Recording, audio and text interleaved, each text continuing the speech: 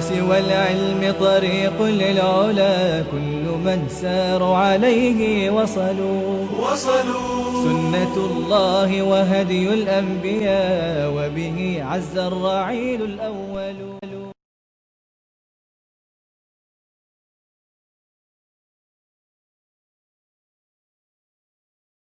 Alhamdulillah, wassalatu wassalamu ala rasulillah, amma ba'd.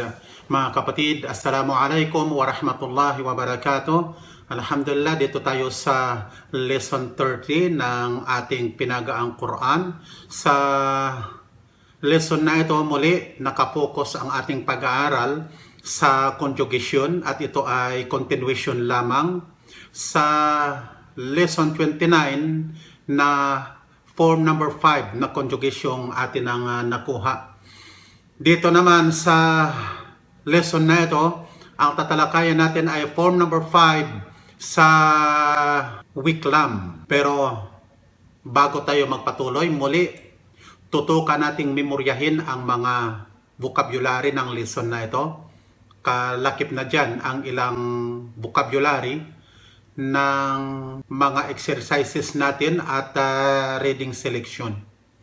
Bagaman ang ilang mga verb at noun ng reading selection at exercises, ang mga forma ng mga words na ito, hindi pa natin nakukuha ang iba. Okay, sa ating vocabulary, una dyan, ang form number 2 na bashara, meaning announce, gumagamit ng be sa bagay na ibinabalita o pinararating na mabuting balita. Doon sa taong binabalitaan, siya ay accusative. Be doon sa bagay na binabalita, yung be na preposition. Haruma, yahrumo, verbal noun, haram, ang meaning bawal. Pero sa form number 2, harrama, make unlawful o kaya ipinagbawal. Khabura, yakhburo ang mudari', verbal noun dalawa, khibir at saka khibra. No thoroughly, nabatid ng mainam, gumagamit ng be. Razaka, yarziqu, verbal noun, rizq, provide with sustenance, means of subsistence. Qada, yaqdi, verbal noun, qada'un, decide, foreordain. Form number 7, inqada, be completed, concluded. Tamanna, form number 5, wish for, desire, make a wish for, pinangarap. Waffa, form number 2, give someone, full due, give a full share of. Form number 5, tawaffa, take o get one's full share of, o kaya receive fully. Tapos sa passive, kung gawin mo siyang passive, tuwaffiya, ibig sabihin ay die, namatay. Ang plural ng noun na ito ay ummahat, mother. Bushra, feminine gender ang word na ito, ang noun na ito, good news. Khabar, ang plural ay akhbar, news, balita. So, evil, ill, masama. Anna, meaning how, paano, kullama, whenever. Ito ay conditional type ng sentence. Naam, yes. Dito tayo sa proper names. Ishaq, pansinin ninyo, ang litrang ha, mayroong alif yan. Pero ang pagkakasulat sa Quran, wala. Pero ang bigkas niyan ay mayroong alif. Ishaq, meaning Isaac. Zakaria, dalawa ang spelling yan. Yung ya sinusundan ng alif o kaya ang alif ay susundan ng hamza na ang basa kapag sa spelling na hamza, Zakaria o meaning Zacarias. Masih, Messiah, ang Christ. Dito tayo sa exercises and reading selection vocabulary. Adna mak'adin, ito ay construct. The lowest seat. Arsh, trono. Ajil hanid, roasted calf. Ang ajil, ito ay batang baka. Tabaraka, di pa natin nakuha ang form na ito sa verb. Meaning ay blessed be. Furqan, na tinutukoy ay Quran. Na ang meaning din ng Furqan, nagbibigay ng kaibahan. Daba, ang plural ay dawab. Ibig sabihin ay beast, hayop. Wajih, eminent, illustrious. Mahad, cradle. Kahal, man of mature age. Hikmah, karunungan, wisdom. Nafakha, yanfukho, blow, hinipan. Akmaho, bulag na ipinanganak. Abraso, kitong. Ahya, ito ay verb na naman na hindi pa natin nakuha ang form na ito. Ang imperfect ay yuhyi, meaning bring to life, binuhay. Iddakhara, yaddakhiru, store up, mag-ipon. Liuhilla, galing siya sa verb na ahalla. Ang imperfect ay yuhillu. Liuhilla, ito ay sa imperfect, first person, singular, meaning, in order that I make lawful. Ang li, ang ibig sabihin niyan ay upang sa ating salita. Liuhilla, upang ipahintulot ko. Ati'u, yan ay imperative, marami ang inuutusan. Ang perfect niya ay ata'a, ang verb na ito, di pa natin nakuha ang formang ito. Ang imperfect niya ay yuti'u, meaning obey, utos ito na, sundin ninyo. Siratun mustaqim, alam ito ng mga Muslim. Sirat, ibig sabihin ay daan. Mustaqim, ibig sabihin ay tuwid.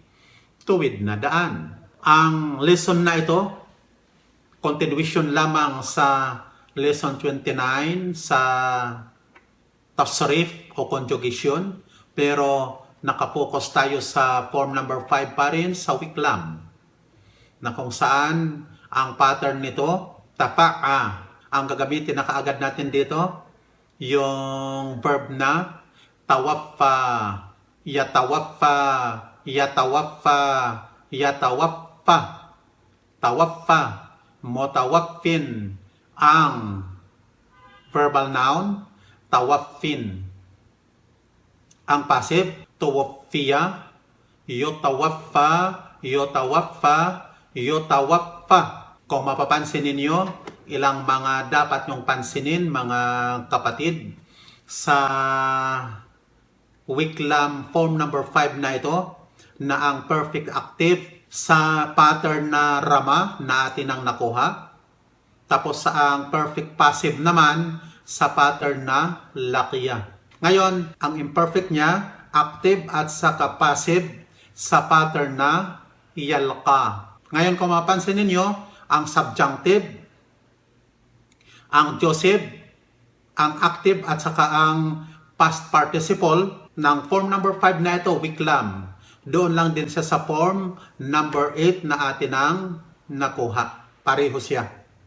Ngayon, ang kapansin-pansin ang verbal noun nito doon sa normal na mga verb, form number 5, na walang with ang kanyang radikal. Tafa'ul na ating napag-aralan.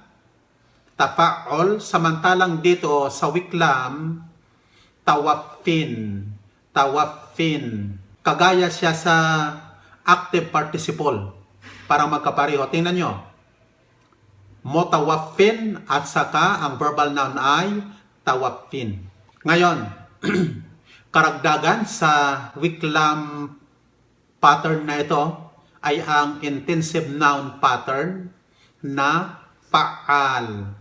Ang fa'al, halimbawa dyan, sundan ninyo, ang mga sumusunod na mga halimbawa at memorya na natin ang meaning ng mga verb na ito. Ang una dyan ay akala, sa pattern na faal, akal. Ang meaning ng akal sa ating salita ay matakaw. Okay, amara, commanded, order, nag-utos. Ang ammar sa ating salita ay palautos, imperious. Baka, umiyak. Ang baka, palaiyak, whipper. Dalla, dalal, guide, taga-guide. Sara, sayyar. Ibig sabihin sa ating salita ay lakwatsero, wanderer. Ghafara, ghafar. Ang ghafar naman ay patawad o mapagpatawad. Kadaba, nagsinungaling. Ang kadab, sinungaling na ang meaning niyang kadab, kadib, sinungaling. Pero ang kadab, saksakan ng sinungaling. Yung ginagamit ng mga Tagalog, hunghang. Karagdagan pa, ginagamit din kahit sa noun ng galing, kagaya sa bab. Ibig sabihin ng bab ay gate, pinto. Bawab, ibig sabihin ay gatekeeper. Warak, papel. Warak, ibig sabihin ay manunulat. Manuscript copier, taga-kopya ng manuskrito. Verb naman na khabaza, nagloto ng tinapay. Ang khabaz, panadero.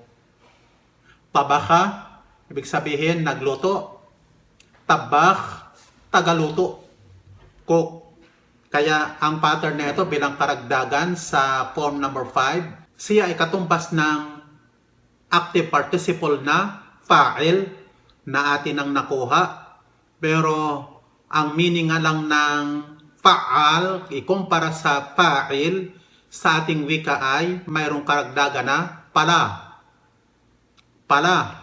Kagaya sa verb na utos, palautos. Verb na kumain, palakain, ibig sabihin matakaw. Baka, umiyak. Baka, ibig sabihin ay palaiyak. O kaya iyakin. Ganun lang ang meaning ng pattern na fa'al. Ngayon, ang mapag-aaralan natin sa lesson 13 na ito ay ang paggamit ng personal name.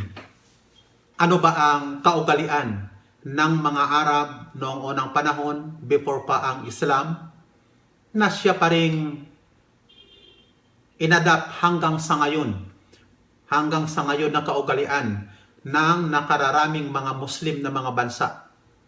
Yung papaano sila magpangalan. Alam natin yung ating pangalan, pinipili lang ng ating mga magulang kung ano ang ipapangalan niya sa kanyang anak. Susundad doon ng yung kanyang middle name. Ang middle name naman, apelyido yun ng nanay mo. Tapos yung short name, yun ang apelyido ng tatay. Pero ang ganitong sistema sa mga Arab at mga Muslim countries, hindi ito sinusunod. Iba ang paraan ng pagpapangalan sa kaugalian ng mga Arab. Tingnan nyo ang halimbawa. Pangalan ng mahal nating propeta. At kung mapapansin ninyo, ang pangalan na triptode, kagaya sa Muhammad, sa Arabic ay Muhammadon. Susundan yan ng word na ibno, ibig sabihin anak, ni pangalan nyo ng kanyang tatay. Ang tatay ng ating propeta, sallallahu alaihi wasallam, ay si Abdullah. Kaya ang kanyang pangalan ay Muhammad ibn Abdillahi. Na ang literal niyang meaning sa ating salita ay Muhammad, anak ni Abdullah. Ang Abdullah na yon, hindi yon mga kapatid kapareho sa kaugalian nating apelyido, kasi ang Abdullah hindi yon apelyido, kundi pangalan ng tatay ng propeta Muhammad sallallahu alaihi wasallam. Isa pang halimbawa, pangalan ni Ali. Ang pangalang Ali, ito ay triptode din. Ali yun. Pero kung idugtong ngayon ang pangalan ng kanyang tatay, Ali ibn Abi Talib. Si Ali na anak ni Abu Talib. Si Abu Talib, yun ang tatay ni Ali. Isa pang halimbawa, pangalan ng babae. Ito, ang Fatima, ito ay diptot. Fatima to bintu Muhammadin. Meaning, si Fatima na anak na babae ni Muhammad. Yun ang meaning. Dalawa ang gamit niyan. Sa halip na binto, pwede rin ibnato. Katumbas ng ibno. Katumbas ng ibno. Kaso nga lang, mayroong mabota kasi babae, kaya ibnato. Kung gamitin natin ang ibnato, ang basa niyan ay Fatima ibnato Muhammadin. Pero ang madalas na ginagamit, Fatima bintu Muhammadin. At huwag niyong kalimutan, doon sa ibnon, alam natin ang spelling ng ibnon ay alif, ba at saka nun. Pero kapag sa pangalan na ginagamit, okay, susundan ang pangalan ng ibno, ang alif ay tinatanggal. Kaya tingnan nyo halimbawa, Ali ibn Abi Talib. Ali ibn Abi Talib. Ang alif ay tinanggal doon sa ibno. Muhammad ibn Abdullahi. Ang alif ay tinanggal. Ganyan ang pagpapangalan na nakasanayan ng mga Arab. Una, given name, susundan ng ibn, ibig sabihin, anak, son, at susundan ng pangalan ng kanyang tatay. Walang apelyido diyan. Mayroon pang karagdagan sa pangalan. Yung tinatawag na kunya, tinatawag itong philionymic name. Ito yung pangalan ng panganay na anak, pangalan ng panganay na anak. Halimbawa, sa Ali ibn Abi Talib, ang pangalan niyang anak ay si Al-Hasan. Ang kanyang pangalan ay Abu, ang meaning ng Abu ay tatay. Abul Hasan, ibig sabihin, tatay ni Al-Hasan. Susundan ngayon ang kanyang given name, Ali. Kaya ang magiging pangalan, Abul Hasan, Ali ibn Abi Talib. Yan ang pangalan. At sunna ng Propeta Muhammad sallallahu alaihi wasallam, kahit ang lalaki ay binata, wala pang anak, gagamit siya ng kunya, maglagay pa rin siya ng Abu. Kung ano ang pangarap niyang magiging pangalan ng panganay niyang anak. Ngayon, sunod pa rin na pangalan. Kaugalian pa rin ito, yung tinatawag na agnomen o tinatawag na lakab. Na ang lakab na ito, yung nakasanayang bansag kung sa ating salita. Ito maaaring galing doon sa kung ano ang occupation ng isang tao. Halimbawa, Abu Nasrin Bishr ibn al-Harith al-Hafi. Ang al-Hafi dyan, yan ang bansag. Abu Nasrin, yan ang kuniya na atin ng natalakay. Na ang kuniya na ito, karaniwang inuuna sa given name. Tapos ang Bishro na yan ang given name. Ang bin al-Harith, yun ang kanyang tatay. Bishr ibn al-Harith, al-Harith, yun ang pangalan ng tatay. Al-Hafi, yan ngayon ang bansag. Nang ibig sabihin ng al-Hafi, taong walang suot ang paa.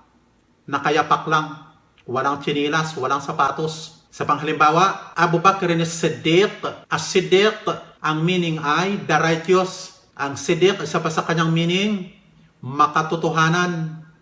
Laging totoo, truthful sa lahat ng kanyang mga ginagawa. At agarang sumampalataya. Yun ang meaning ng as-Siddiq na naging bansag ni Abu Bakar. Sunod na halimbawa, Abul Mughith al-Husayn ibn Mansurin al-Hallaj. Abul Mughith, yan ang kanyang kunya. Al-Husayn, yan ang given name niya. Ibn Mansur, si Mansur, yun ang tatay niya. At ang Al-Hallaj, yun ngayon ang naging bansag sa kanya. Al-Hallaj, Ang meaning ay cotton carder, yung tagalinis ng bulak. Nakilala kasi siya sa kanyang gawaing tagalinis ng bulak, kaya binansagan siyang Al-Hallaj. Gayon din naman, ang agnomen na ito o lakab ay karaniwan ding ginagamitan ng abo. Pero kaiba ito doon sa nabanggit na nating kuniya. Halimbawa, Abu Huraira, ang meaning ay father of little cat. Pero hindi nangahulugan na nagkaanak siya ng pusa, ng kuting. Hindi nangahulugan, kundi ginawang bansag yun sa kanya. Dahil nga sa nakilala siyang mahilig sa pag-aalaga ng pusa. Sa panghalimbawa, Abul Faraj, hindi nangahulugang kuniya yan, kasi meaning father of joy. Pero yun ay lakab o agnomen ng isang taong nakilala sa nakasanayan na yun na ang naging bansag sa kanya.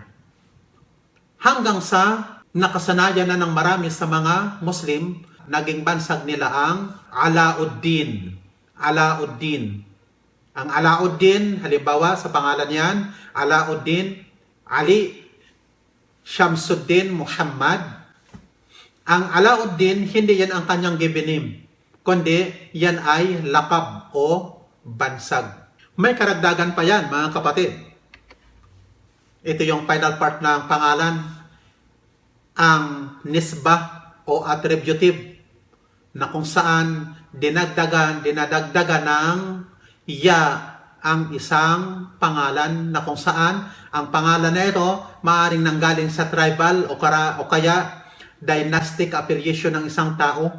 Halimbawa, tribong Quraysh. Kung ikaw ay galing sa tribong Quraysh, halimbawa, ang pangalan mo ay si Az-Zubair, ang kuniya mo ay si Abu Ali, kaya ang pangalan mo ay si Abu Ali, Az-Zubair ibn Bakkarin Al-Qurashiyo.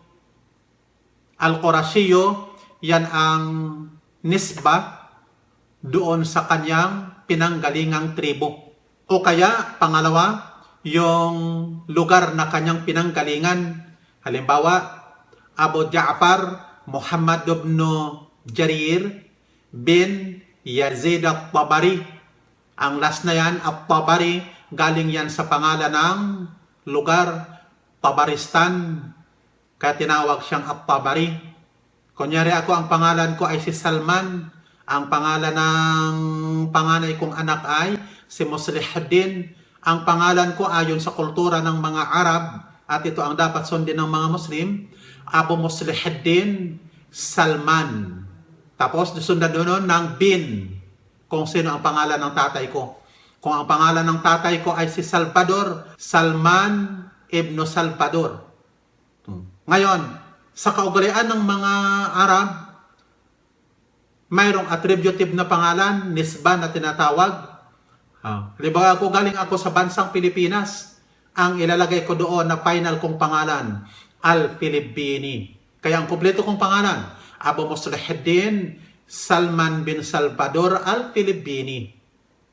Ngayon, yung nakasanayan nating apelyido, kung sundin ang kaugalian ng mga Arab na siyang kinatigan na kaugalian ng Quran, ang apelyido kung Fulgencio, wala na yon. Kasi ang Fulgencio, kailanman ay hindi naging pangalan ng tatay ko, lolo ko, tatay ng lolo ko, o kaya lolo ng lolo ko, o kaya ng sinumang mga kanuno-nunuan ko.